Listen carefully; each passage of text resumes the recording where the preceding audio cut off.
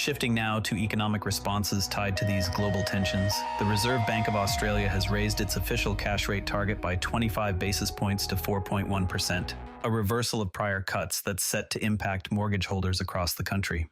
RBA Governor Michelle Bullock clarified that higher petrol prices aren't the direct cause, but she acknowledged that Middle East developments could fuel inflation. This move comes amid worldwide energy uncertainties, putting a spotlight on how central banks are navigating these shocks. The Guardian portrays this hike as a necessary step to counter inflation risks from the Iran war, focusing on the need to stabilize costs for households even as it acknowledges the hardship for borrowers. Similarly, CNBC sees it as an expected adjustment aligned with analyst predictions, stressing the importance of monetary tightening to protect long-term economic growth amid global pressures. Where they differ is in emphasis. Some view it as a reactive measure to external events like the war, while others frame it as a proactive guard against domestic inflationary trends. The question nobody's asking enough is how this rate hike could affect everyday Australians already grappling with cost of living challenges. Might it ease inflation in the long run or exacerbate immediate financial strains? Meanwhile, in South Asia, a devastating strike on a hospital in Kabul that treats drug users has reportedly killed around 400 people so far, with about 250 others injured, mostly patients. Afghan officials have pointed the finger at the Pakistani military for the attack, though Pakistan denies targeting the facility. Details on the exact circumstances are still unclear, but the scale of the casualties has drawn international attention to this cross-border incident.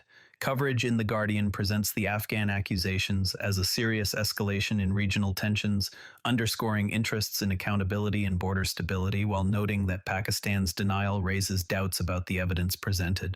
Broader outlets agree on the tragic casualty figures, but split on attribution, with some framing it as part of entrenched cross-border conflicts driven by counterterrorism priorities on one side and sovereignty concerns on the other.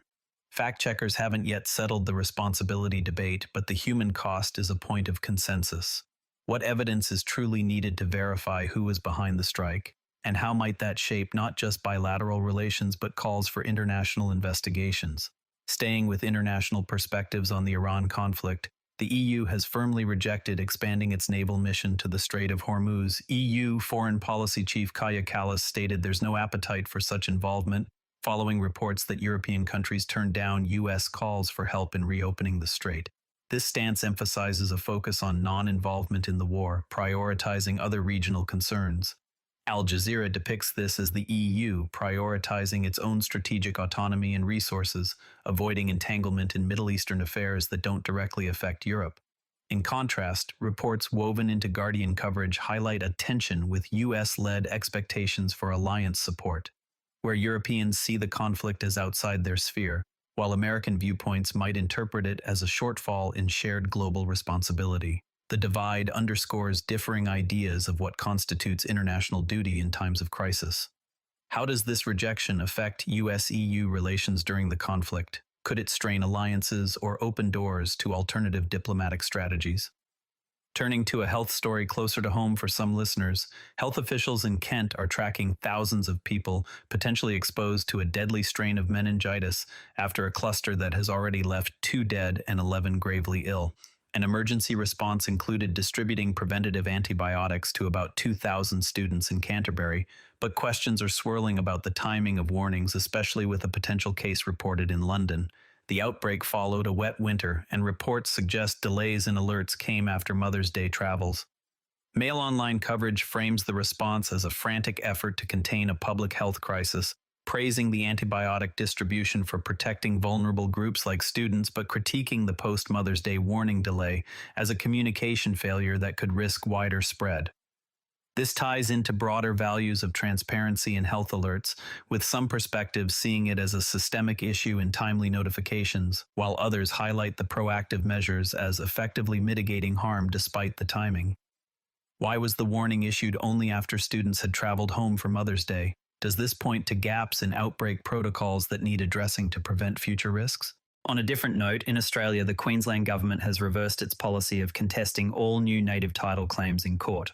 This backflip came on the eve of a court hearing following a federal judge's request for an explanation on halted negotiations with Cape York traditional owners.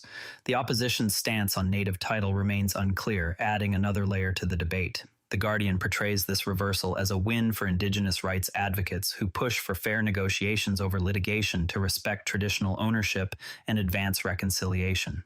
In contrast, the government's initial policy might have been driven by resource management priorities, aiming to protect state interests, while critics argue that contesting claims unnecessarily hinders justice. The unclear opposition position fuels discussions on whether such policies balance public interests or perpetuate inequities.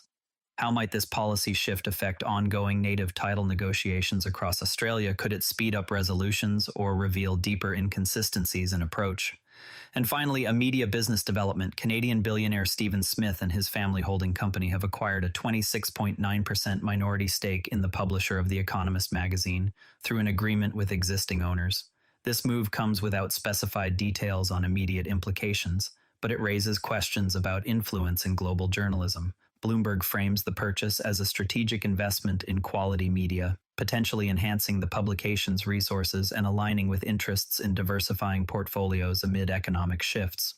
On the other side, some perspectives question whether the buyer's background could subtly shift editorial directions, connecting to values of media independence, while supporters see it as a boost for the outlet's long-term stability without compromising content.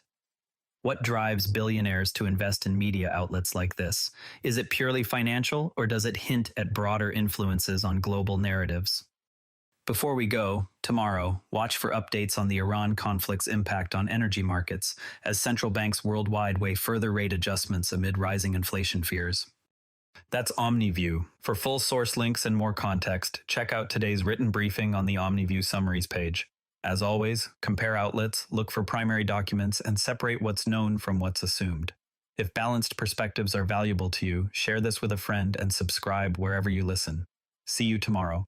This podcast is curated by Patrick, but generated using AI voice synthesis of my voice using ElevenLabs. The primary reason to do this is I unfortunately don't have the time to be consistent with generating all the content and wanted to focus on creating consistent and regular episodes for all the themes that I enjoy, and I hope others do as well.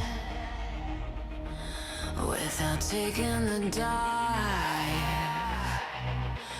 we went on vacation. We had a nice time. My doomsday